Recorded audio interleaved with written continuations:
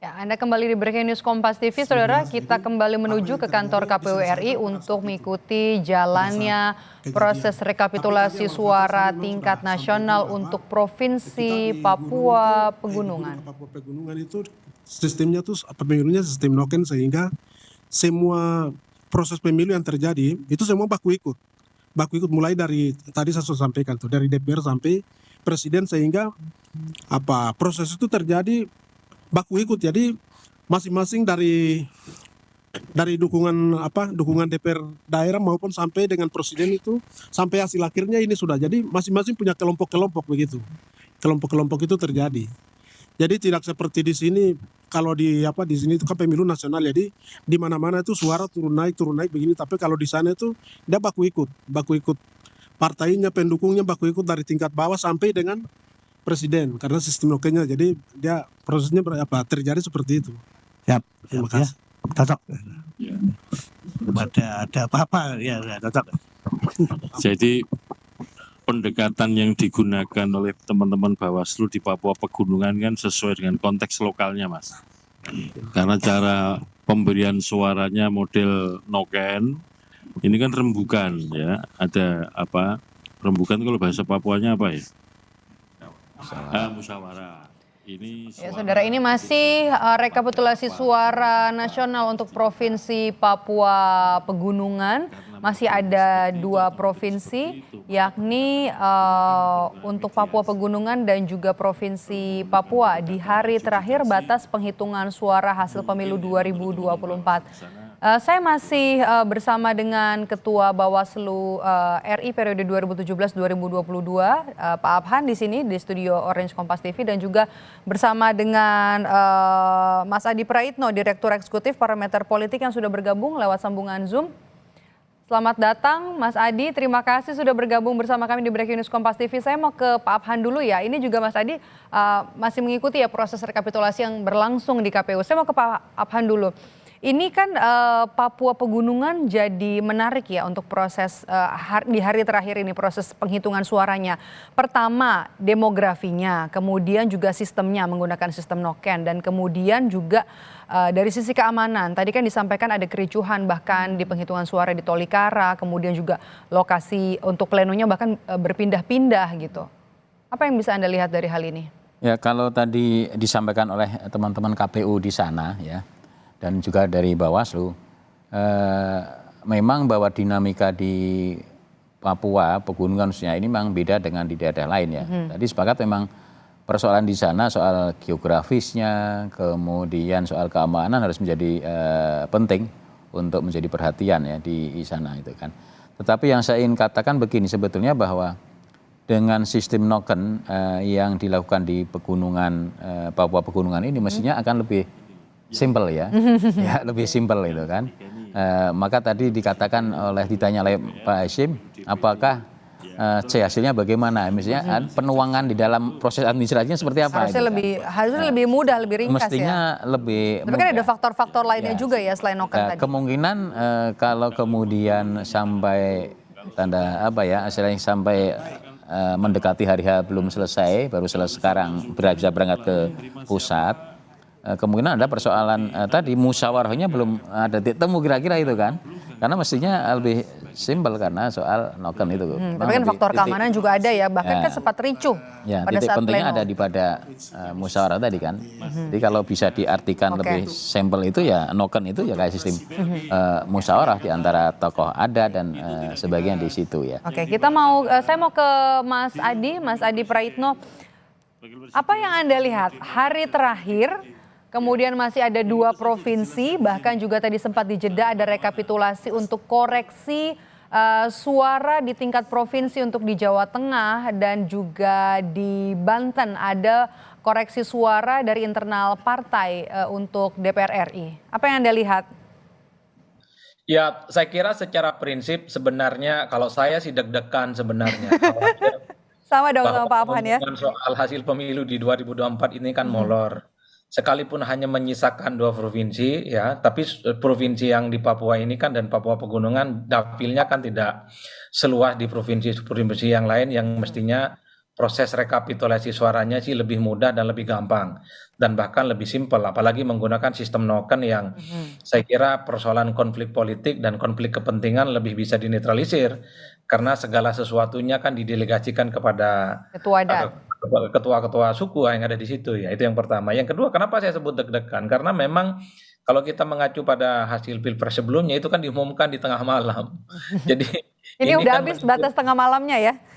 iya, jangan sampai lewat batas tengah malam karena begini, teman-teman KPU ini kan mestinya sudah paham betul bahwa berhari-hari ini kan tingkat protes terhadap KPU kan cukup luar biasa. Eskalasinya tinggi. Oke. Mereka itu didatangi, diprotes dan terus-terusnya termasuk misalnya kritik terkait dengan sirekap ya, hitung cepat versi mereka yang dinimbulkan begitu banyak masalah.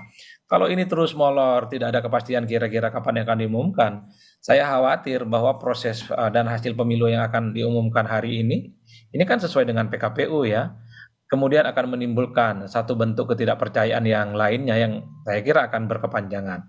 Oleh karena itu di tengah keterbatasan waktu yang ada, tak ada cerita sebenarnya bagi KPU untuk menuntaskan dua provinsi yang sedang mulai dihitung ini, Mbak, ya, karena tak ada cerita bagi saya untuk menunda apalagi mengolor-ngolor waktu lagi terkait dengan pengumuman hasil rekap ini ya. Tapi yang jelas kalau dari dulu saya selalu mengatakan jangan sampai pengumumannya tengah malam deh. Karena orang ini kan ingin tahu persis bagaimana pengumuman terkait dengan pemenang Pilpres dan Pileg ini kan disampaikan secara terbuka di mana seluruh lapisan masyarakat di Indonesia bisa menyaksikan secara langsung. Kalau tengah malam kan ini yang punya berkepentingan aja sebenarnya yang masih melek, engage dan terlibat ya dalam proses-proses penghitungan sekalipun misalnya hanya diikuti melalui media dan media mainstream secara umum. Tentu di tengah kekhawatiran dan was-was ini, tak ada cerita sebenarnya bagi KPU untuk segera menuntaskan penghitungan ini. Satu dapil itu kan nggak banyak, Mbak, sebenarnya. Apalagi teman-teman KPU Papua dan Papua Pegunungan sudah ada di Jakarta, tinggal dikebut sebenarnya terkait dengan keputusan-keputusan politik yang ada. Untuk jumlah DPT juga untuk Papua Pegunungan 1,3 juta, kemudian juga sistem noken yang tadi Anda bisa katakan ya, harusnya ini bisa lebih mudah. Tapi kan kalau kita lihat kan ada banyak eskalasi ini juga kemudian memanas dan juga justru lebih lama pada saat penghitungan pileg. Kalau Pilpres tadi kita sudah lihat ini hasilnya sudah ada. Untuk Pilpres di Papua Pegunungan hasilnya sudah ada, Prabowo Subianto Gibran Rakabuming Raka ini unggul 838.382 suara. Kemudian juga disusul di posisi ada Anies Baswedan, Muhaimin Iskandar meraih 284.184 suara dan juga pasangan Ganjar Pranowo, Mahfud MD meraih 175.956 suara.